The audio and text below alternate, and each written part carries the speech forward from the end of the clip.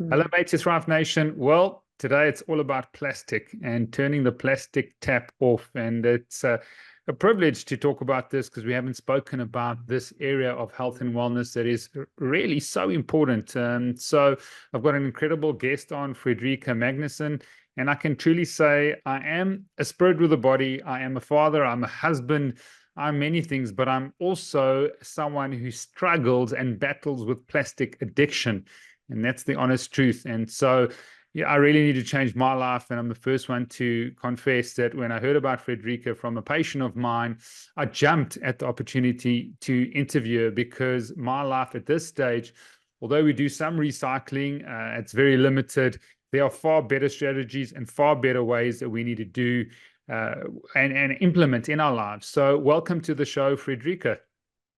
Thank you very much. I just want to say, my name is Frederikke, and I'm the co-founder of A Plastic Planet and plasticfree.com and Plastic Health Council. And yeah, we're here today to talk about plastic. First, I just want to get one thing right.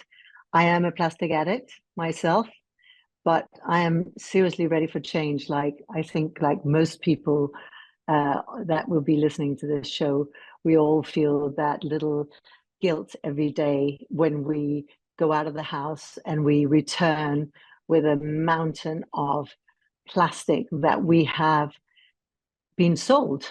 Because it's not always we wanted to buy the plastic, but we want to buy what's inside the plastic. So I think I think plastic is the gateway to everything because it's in our soil, it's in our food, it's in our clothes, it's in our water, and it's in every breath we actually take.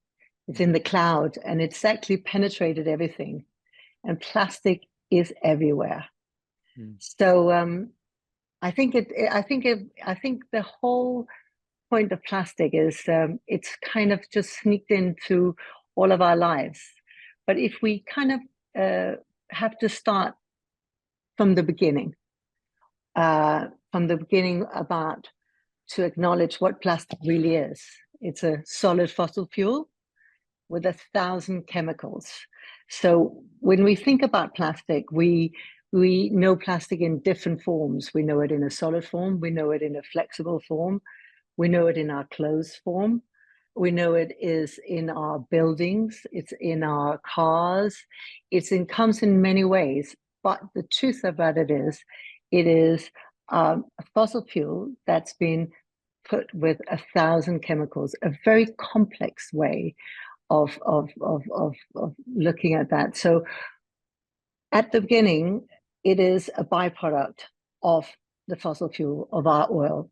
And if you think about it, is, we buy it, we feel it, we use it, and then we just throw it away for something that has taken a million years, millions and millions of years to come out of the ground for us just to throw it away for one use. And if the plastic industry was a country, it would be the fifth biggest, I think, producer of greenhouse gases. So doesn't come that cheap. We always think it's because it's a byproduct, we use it as a byproduct. We were going to throw it away anyway. It's just set to triple. So nothing is really slowing down. I got you. And I think it's very important that we define plastics. I mean, it's thousands of chemicals and coming from oil. I mean, that's something that people don't think about when they open a wrapper or they pack their kids' lunchboxes in plastic again and use products again and again without actually, really stopping to think what it is.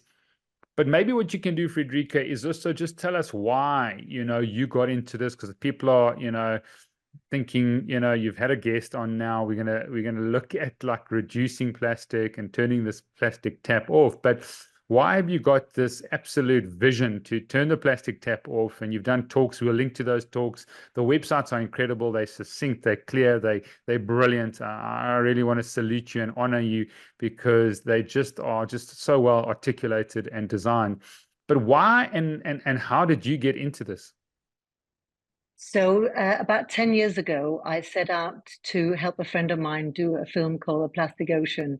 And that's really where the first wave of why I got to start realizing that the plastic I was using every day was suddenly in the sea, the pristine sea that I had traveled all the way to the Philippines to go diving with my family, that it was everywhere. And I was looking at these sachets and bottles, and I was thinking, oh, those bad Philippines people, I can't believe they're not clearing it up.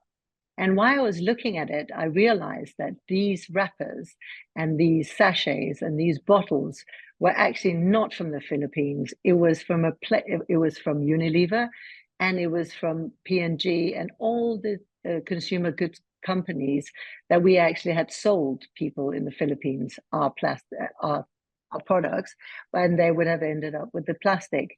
And we hadn't given them a solution, that we hadn't given them a way to go away, or getting away from it, you know, to basically a waste management system.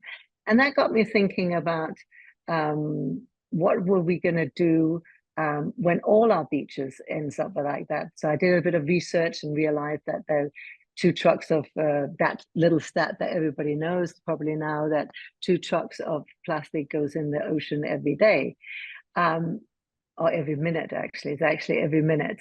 But then I realized that it's not just in the ocean. It's in, you know, it's in the soil. It's in every part of our society. It's infiltrated. So I decided to help my friend do this plastic ocean film, and I did one screening, and I invited everybody I knew that actually had a plastic credit card. So everybody was a grown up, because everybody always think that children needs to know. All children know that it's so wrong what we are doing to nature by polluting, by using plastic. They don't need to know. So I thought, I'm going to invite all my friends to see this film, that it was about plastic in the ocean, but it's about plastic and health as well. And I hoped that I could give them a good wake up call and find out, what are we going to do about this plastic problem.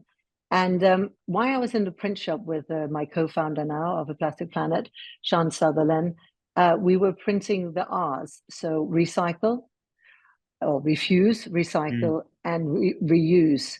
And I just thought, well, me as a mum, I had 3 kids at that moment. I had just done my supermarket shopping just before the screening. The car was full of plastic, and I thought, I don't know what we need to do. Is we just need to create a plastic-free aisle. Then we can give consumers what they need, and we can make businesses and innovation to happen. So we will create a plastic-free aisle in every supermarket. So that afternoon, we decided to create a new kind of organization that would be pro-business and would be stop putting the pressure on the consumers, but actually putting the pressure on the industry. And that when A Plastic Planet was born. And we started next day after the screening to call every supermarket in the UK saying, why don't you create a plastic-free aisle for everyone? And it took 5 months until we got a call from an amazing man in Holland, Eric Does, and he said, I will give you a whole supermarket to make it plastic-free. And so we went over to Holland and created the world's first plastic-free aisle. We had about 300 products, most of them unwrapped, but we were looking at sort of the innovation of new material. We were, as I said, 7 years ago, we were enthusiastic, we were naive, and we had that thing about the amateur. You know, we were trying to look what else there was. So certain of the materials some of them were biopolymers that probably today we wouldn't. But it was about to show that we can have a plastic-free aisle today. We don't need to wait for some innovation or some tech genius just to come and give us it. It's right there. It's called a skin on a banana, a skin on an orange. There's so many things that we can actually give our products without having to wrap them in any way. And we can create permanent packaging. So that's where my kind of journey started. And then we went on to realizing that we needed to, that plastic is actually a design fault. So if you think about plastic, it's most of the packaging is somebody, or everything that we have in our life, somebody had to design it. So we just need to design out of plastic, and we need to encourage people to be using not toxic plastic, but actually healthy new materials. And we've got lazy as a species, as a human beings. We have become lazy because we just put it in plastic. It's so easy, it's so viral, it's easy, it's light, it's carbon, carbon neutral, we think, because we've been sold this lie that it's lighter, so it should be good for, the CO2. That's why it's very exciting at the moment. There's new laws coming in. So Sure. that was my sort of beginning. Okay, incredible. And yeah, the courage and just sort of the execution to carry on. And I just want to say, well done. We need you to just build this frontier and get the momentum, especially here in South Africa. And I'll ask you what's happened to the UK supermarkets, but people are probably wondering, well, you guys are talking about plastic, and we know it's obviously destroying the environment, which is crucially important, and nature, and it's in the seas, air, water, and soil. But what is it doing to our bodies now? So maybe you've got some research or some science. You can tell us how it's destroying our health. I did do an Instagram reel on that. We probably eating a credit card of plastic, which is about 5 grams every single week. You might have some up-to-date stats on that. But what is it doing to our health? So what is it doing to our health? So I would like to kind of start talking about the plastic chemicals. So what I was just saying in the beginning, plastic is just a bunch of chemicals that binds this material that makes this material called plastic. And we have let's think about food packaging. So there has been, about the last 50 years, there's been big studies into human health and the chemicals that migrates from plastic. So we have been looking at, especially in Switzerland and in Germany, they've been doing many studies about this. There's a specific place called the Food Packaging Forum, who have actually just released a new report on food contact plastic. So they found that the 15,000 chemicals that they found within the food safe packaging, 2,500 had a concern of hazardous chemicals, and what they realized that when you have food, specifically food packaging, like cheese or your beverage or your coffee cup or whatever, when the temperature changes in that packaging, then they have realized that the migration of chemicals will go into your food. So what they found was 90, I think nearly 100 chemicals that they knew the names of, that had migrated into particularly food like that had a high fat content, like your cheeses, your meats. And they tested, they did many tests on this. And what they found was that those chemicals in the women and the men and the children and the babies and the fetuses, they found was that we all had these chemicals within us. They obviously came, they obviously had migrated from the food packaging or from our environment, because when we have to talk about the chemicals, but we have to talk about the nano and the microplastic as well. So every time you open a food packaging, or you unscrew that bottle top, or you have you have a big packet that you cut open, all the micro and the nanoplastic will be within the air, and we breathe that. All the nanoplastics that's in our creams, in our tea bags, that we know that's in our tea bags, in our they even found found that within, the air freshener that you sometimes, when you go into a room, sometimes you get this little pop of smell, or your fabric conditioner. These are nanoplastic that they have created little bubbles that then releases the scent. So there's so many hidden nano and microplastics in our environment. So it's no surprise that we actually are breathing them, and they are ending up within our bodies. And they have been showing up in human tissues. So we have been working on the Plastic Health Council, actually, which is one of the things that I've spent a lot of time this year. One of the things that we have done is we have decided to bring these scientists to the negotiation on the global treaty on plastic, because we have just, we started off talking about the environment and how awful plastic has been to the environment. But we realized that when these negotiators are going to make a global treaty on plastic, they have to put human health in there. So we have brought a lot of scientists. The INC4, we brought Professor Lucas Kenner, who has had a groundbreaking study. He's an oncologist and been doing all his life, has been studying cancer. And what he had been finding the last 5 years, every time he operated a tumor out of his patient, he would find micro and nanoplastic within the tumor.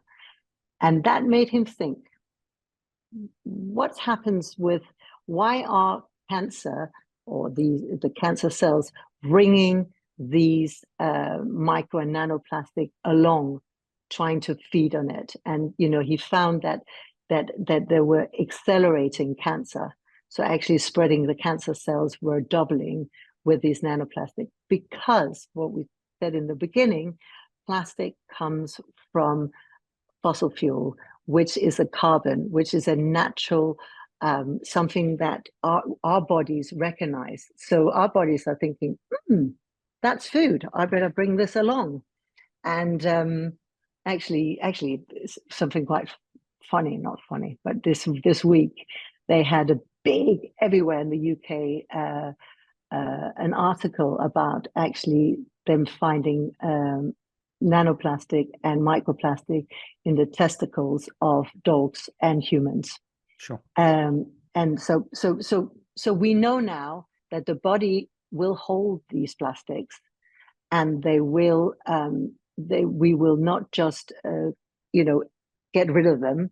They will actually, our body is taking it with us. So we are just on the cusp of finding out. A lot of scientists have studies that has found this. So what are the big diseases? Sorry, Frederikke, I know I'm going to get questions now. So you're saying is the link possibly between cancer? You will give us the link on that, doctor. Cancer and the ingestion of plastics. Does it fertility? Obviously, finding plastic in testicles. Are there studies showing how it affects fertility? Are we looking at Alzheimer's and neurodegenerative conditions? I mean, there's thousands and thousands of these chemicals. What are the big ones? And then people are going to say, oh, but it's BPA free and there's no phthalates in it. Maybe just comment on, what are the big conditions that people are sort of being affected by with regards to these chemicals in plastics? Yeah, because when you think it's just the chemicals, I mean, the things that actually showed up in the cancer tumor was polyethylene, which is what we have in our bags and mixed plastic bags and the bottles, and PVC, which is sort of what we have in household plumbing and buildings.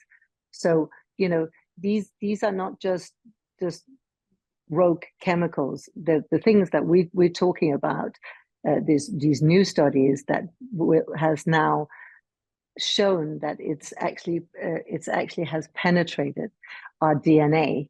So children are being born with a plastic index, so they're pre-polluted.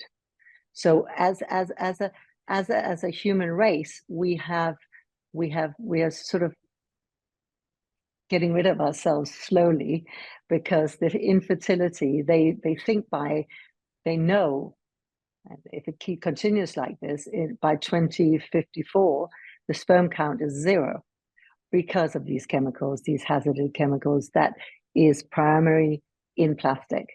Sure. That's incredible, because the last 20 years, we've seen a 45% drop in free testosterone, which has dramatically affected sperm motility, morphology, and structure, and count. So that's incredible. So plastics could be a big reason if they're getting, you talk about a plastic index, we all struggling as plastic addicts. So someone's born with a plastic index, they do a test, or how do they determine that plastic index? So what they think is you know, you and I, especially myself, I had probably my grandparents didn't have a plastic index because they didn't live around these hazard chemicals. But the younger generation, I have definitely, and my children and their children's children will be passing on these chemicals, these chemicals that you are being born with. So scientists are saying we have to realizing that people are being born pre-polluted. And that's why we are showing up. You know, when you talk about diseases, you know, I don't know about you, but when I look at the list of health hazards or health diseases like cancer, autoimmune diseases, autism, many of these things that actually dementia, early set dementia, they think, you know, there's a study that's going to come out in the Q4, the end of the year, which is a study that's been analyzing people's sort of head, top of your membrane here, but is nanoplastic going into your brain? And so just to be clear, it's you know, we've got lots of things going around our bodies, and you know, that affects us and, you know, tips us over one way or the other. Some of the chemicals that makes us you know, hormone and endocrine disruption that happens with those. But there's other things that we don't really know yet. But if we know that plastic attracts these things, so it's sort of hitchhiking these little nanoplastic that's whizzing around your blood, you know, all these bad chemicals attracts it on the kind of rough edges of the nanoplastic. So it means that it's actually hitchhiking, these toxins are hitchhiking around, going to your vital organs and bringing these toxins to them. So we at the Plastic Health Council are very concerned, and we've been, if you go to our website, you will see our council that we have many of these scientists that, for example, Dr. Barbaro is the scientist that will be bringing out this science about early set Alzheimer and dementia, and how she has done her study where where she has actually collected within the brain tumors, these particles. Sure. So brain tumors, neurodegenerative conditions, fertility issues, endocrine disruptors. I mean, these things it's pervasive, it's pernicious, it's affecting all types of, you know, diseases and accelerating possibly. If are you having fun? Yeah. Are you having fun? Yeah. It's like, you know, I think we have to, I mean, there's no doubt about it, that we are facing a toxic health crisis of our own making. And should we wait to act? So I think a lot of people will be sitting thinking, what can I do to stop this in my life? And my big thing and especially my co-founder myself, we want to find solutions. We want to find being able to wake up, the lawmakers, the big regulative,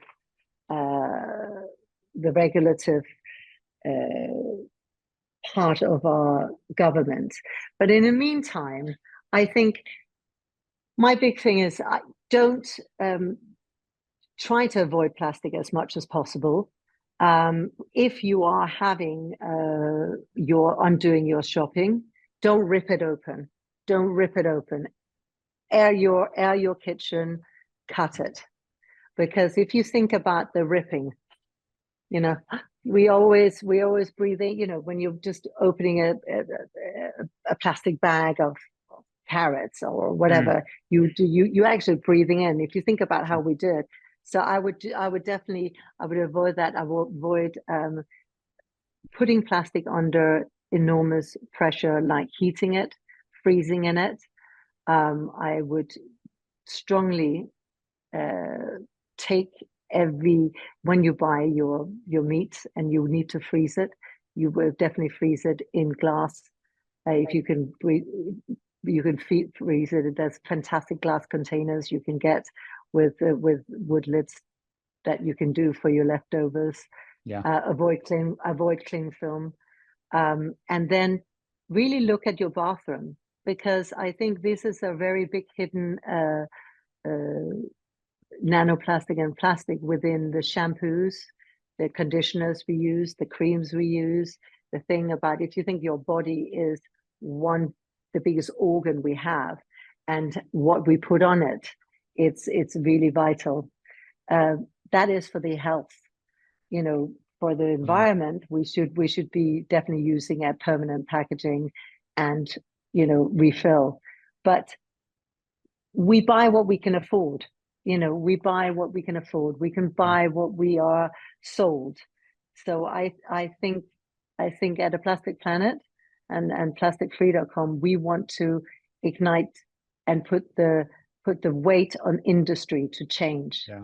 To put the weight on industry to change, to actually reducing the numbers of single-use items, because these single-use items is what really contaminates our lives. It clogs our landfills, our waterways, and of course we can't live. There's going to be many situations in the future where we're not going to be able to avoid plastic. But I mean, especially, sorry, just to interrupt, the cosmetic things, if we go there, people are going to be listening. I think the average woman by 9 o'clock, by her first cup of coffee, has put 169 chemicals onto her skin and in her body. So, toxic culture is a concern. Amazing to say that if you're listening out there, cut plastic, don't tear it open, limit the use of it, and cling wrap. So there are other alternatives. Obviously, aluminium can also be toxic. We do heavy metal testing. So then we've got to find a different way to package and box. And cardboard is a plastic as well. Maybe just like, it just seems like it's glass. I mean, if someone's thinking out there, everything has to be bought in glass. Because you said, I think 40% of plastics in our food and drink. So we have to buy glass bottles, glass containers, and even things like cardboard contains plastics, from what I know. So what some of these what I call all the coatings, some of the cardboard has been coated with the coatings of plastic. I think fiber, fibers can come from different places, not just trees. It comes from agriculture. I think for me, it's definitely steel, aluminium. You have to be obviously watch out for aluminium, as you say, that for your health. But to be able to carry that as permanent packaging, and then buy as much as possible loose. There's nothing wrong with having loose vegetables. And actually, I'm in France right now, and by law, every French supermarket has to provide 30% package free. part of their supermarkets. So everything is refill, everything is all pre-filled, and you return the packaging to the supermarket. There's a new law in Europe where up to 40 vegetables and fruit are not allowed to be packaged in plastic. So I think we are trying, and I'm unfortunately, when I feel quite I get very excited when I see new laws. I'm very excited about this global treaty on plastic, because at last we will have a unified way of actually asking the questions of these chemicals that is in plastic and towards human health. And I think these are the things that we should be really asking our governments to become clear, because we know how much fat is in it, we know how much sugar is in our food, but we don't know what's the chemicals in the packaging that we buy our food in. And I think that is the thing that we need to ask our governments to give us a very, is it hazardous for human health and for the unborn? And what is the transmission of, if you put, say, you buy fruit, and we buy here at Woolworths, very sort of popular store, and then if it's in a tub of plastic with a film over it, so now you open that up, now you got oranges in there, or you got pre-cut pineapple or whatever fruits in there. Now you open that, how much of the plastic is getting into the fruit? Are there tests showing that? And do you think that's going to be the way of the future in terms of transmission? Or the expense of putting everything in glass, that's another area. So what is happening with that transmission? Because it seems like, I'm wearing a bolero now. How much of that plastic or this microfiber of the shirt is getting into my skin? How does it work on sort of transmission of these plastics? I think that we first, I think we're living in a bubble, thinking, people are not even aware about all these things that you just said, where the plastic is going into the food. We have no idea. There has been, the tests, especially in, I think the biggest test for the migration has been done in Zurich, where they have been testing all the food packaging, where they have seen nearly 90% of migration of the chemicals over period of time. So I think what we need to ask for is to have safe materials that is not migrating into what we are buying.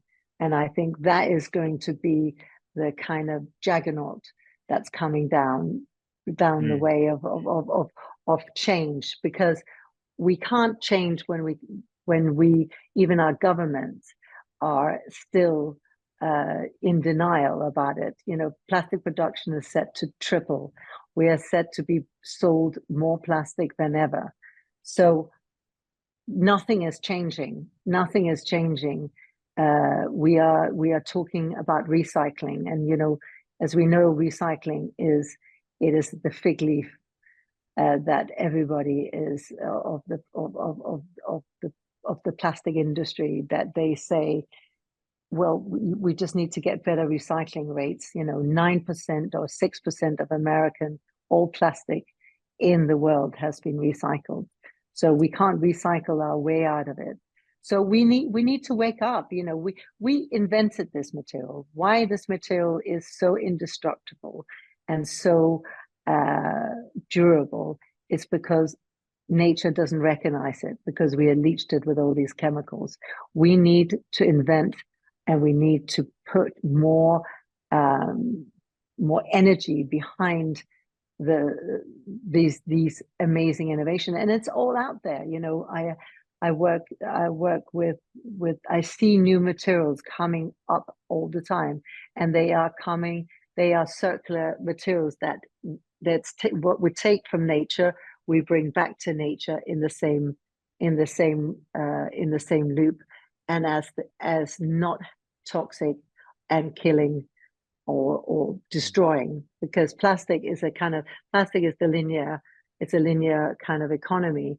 You know, you take it, you use it, and you throw it away, and it does not come back to nature. So we need to be putting a lot of more energy behind all these new materials, and there isn't any silver bullet that is going to replace this incredible, durable, but toxic material that we have invented. Okay, maybe there's some other tips. You said sort of, you know, cut things, use glass. What are these new materials? Maybe you can speak about that, you know, that people can use. I mean, even the healthy products we buy from popular stores, you know, Wellness Warehouse and, you know, Jackson's and that here in South Africa, you know, you buy these, you know, toxic free, you know, bubble baths and soaps and shampoos and organic products, but then they're in a plastic container. So what are these new materials, and what other tips can you give, you know, people listening, fathers, mothers out there that can help their families? I think that the tips I would say would be, when you can't change the way you are being sold your product in. You know, the industry or the brands got to change the way they are delivering your product to you. And I do believe that we have to stop blaming ourselves, us the consumers, because we can't change. We can only, as I said before, buy what we are sold. So as a citizen and as a consumer myself, I feel the frustration. I feel the frustration every day myself. And, you know, some of these new materials are a mix of agricultural waste, fibers, that's with healthier coatings. So we need healthier coatings that comes from seaweed. We have materials that come from sugarcane. But we have to ask ourselves, especially some of those biomaterials, maybe don't come from fossil fuel.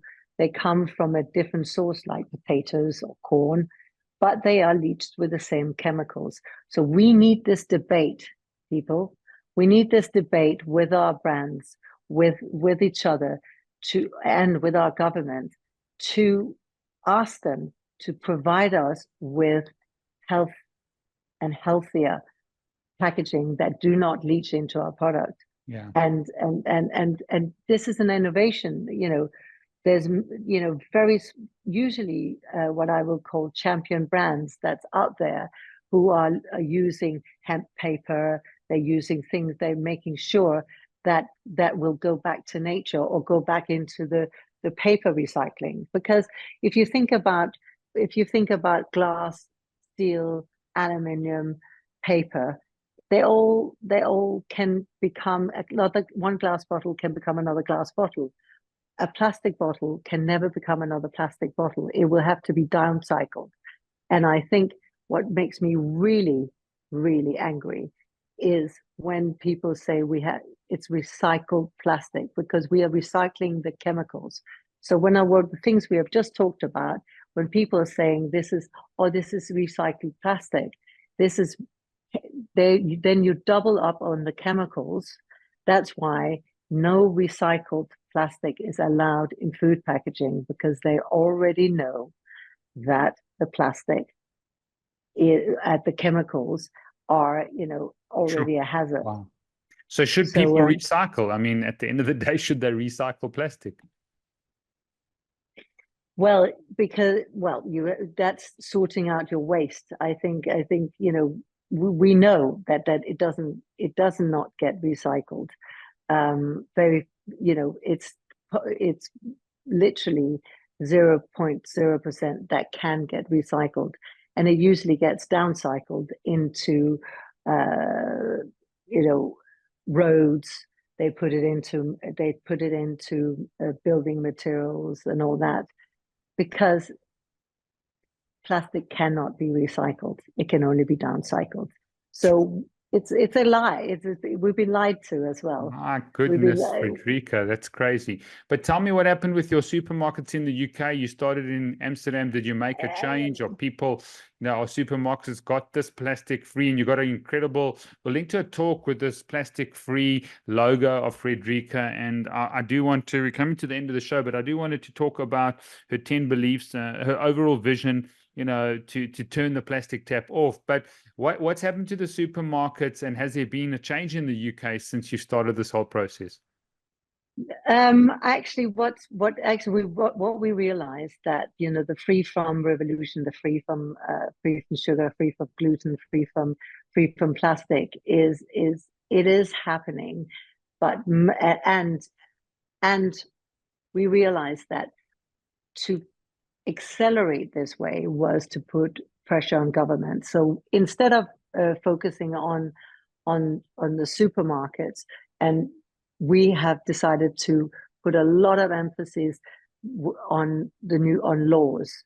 What is the laws? Because these supermarkets, and as you say, the brands, will only change if we give them a kind of a law that they can kind of work around or work with, taxation, very clear rules about what polymers, if you look at the different polymers, are being allowed to use for different ways.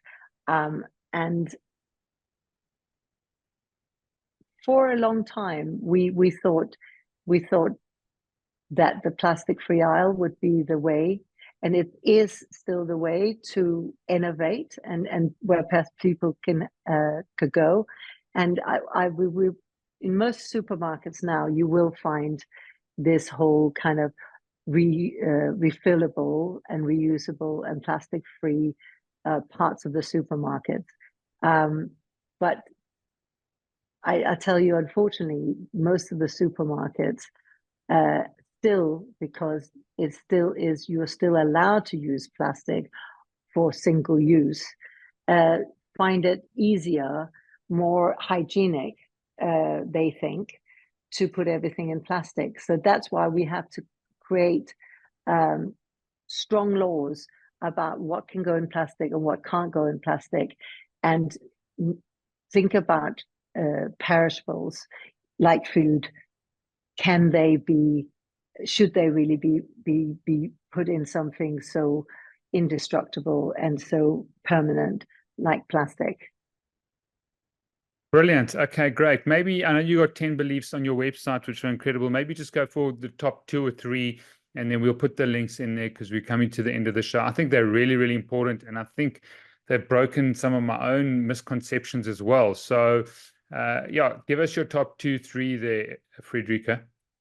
I think the top beliefs is that this plastic crisis is a gift. It's a kind of tap from nature on our shoulder to say, wake up. Another belief 6 is, why is there bin? If we start questioning ourselves, why have we normalized having waste? Which is one of the things that I work with a lot of young designers, try to create a material or a product that will not end up in the bin. We must take less from nature. Earth Overshoot Day. I don't know if you know about that. No. It's when we have taken all the resources from the earth, and we start taking from our children's future. So when we overshoot our taking, then that's Overshoot Day. Last year was August. This year it will be July. So we must take less from nature, and then we need to have pro-business and scalable global solution. We need legislation, taxation, and we need to create a new playing field. It's, with a crisis come opportunity. We need to get right behind all these new ways of delivering our goods to us without taking our future and making this plastic graveyard for our children. Brilliant. Thank you so much. One last thing, just a message of hope. I know you guys are listening out there, watching on YouTube. I know it's tough. We're just unpacking it. And sometimes when there's a lot of awareness and you're unpacking an area, you know, this toxic plastic culture that we're in, that we all struggle with plastic addiction. It's a reality. These terms, plastic index. I mean, we first got to understand terminology and unpack it. So it sounds like I'm a bit of a Debbie Downer and sort of quite dreary, but at the end of the day, there's lack of awareness. And so to understand, you have to sort of, you know, unpack and sort of deal with all the issues in the environment and the health. And so you can spend a lot of time on the problem, but give us a message of hope on the solution. I know you've got your website's brilliant, but someone's listening and they're saying, hang on, where's it looking, you know, in the future? Do you see much hope? I do, because I think, you know, if we awaken to rethink everything and to create a new future where we can live in harmony with nature and not in this friction, I think, you know, if we, I mean, look at COVID, everything is possible. So I just think we've got ourselves into this crisis over the last 50 years, and we can get ourselves out of it, but we need to act fast. We need to ask more of our, we have to stop thinking, you know, it's the curse of the convenience.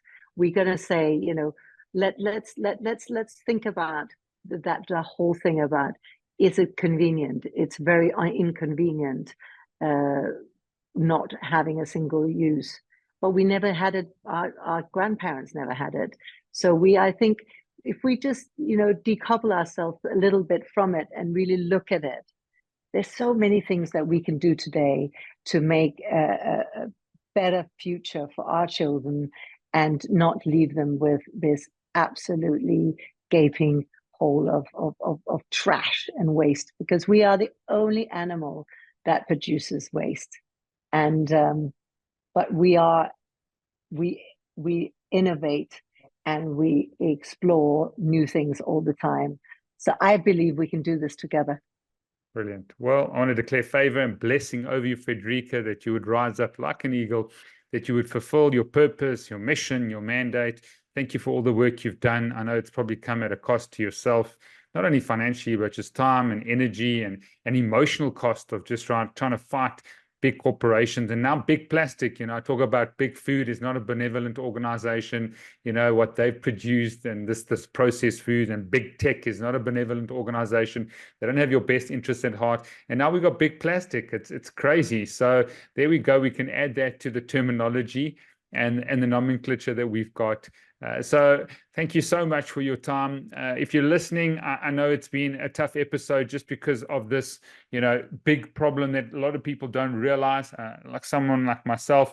But someone like Frederikke is spearheading the process to bring hope and bring change. And if, like, I don't know what Made to Thrive can do, but is there anything possibly that we could do to help and support turning off the plastic tap? Absolutely, absolutely. We because we're in this together. I think spread the word. Just make sure that your loved ones and you know about, you know, even the thing about unscrewing the bottle cap with your teeth, undoing your groceries, freezing, eating in plastic. You know, those small things will be a big difference to your health, because you are probably can cut out maybe 30-20% of these chemicals entering your food. So I just think, you know, raise the awareness, and together we can fix this. Brilliant. Thank you so much, Frederikke. Thank you, Steve.